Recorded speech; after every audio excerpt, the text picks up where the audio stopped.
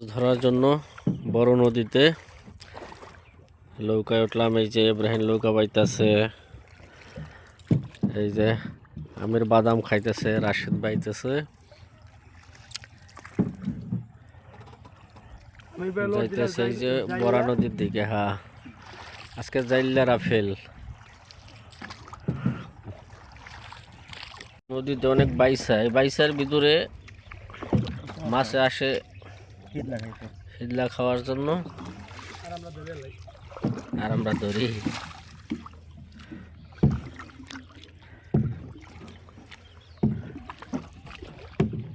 পানির বোতলগুলা যা আছে এখানে হলো সব বড়শি, চায়না জাল,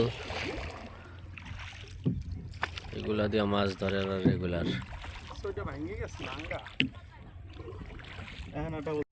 এটা হয়েছে ইলিশ মাছের বাঁধ। এইখানে অনেক ইলিশ মাছও পায়, অন্য অন্য মাছের সাথে ইলিশ মাছও আসে। এটা হয়েছে বড় নদীর সাইডে।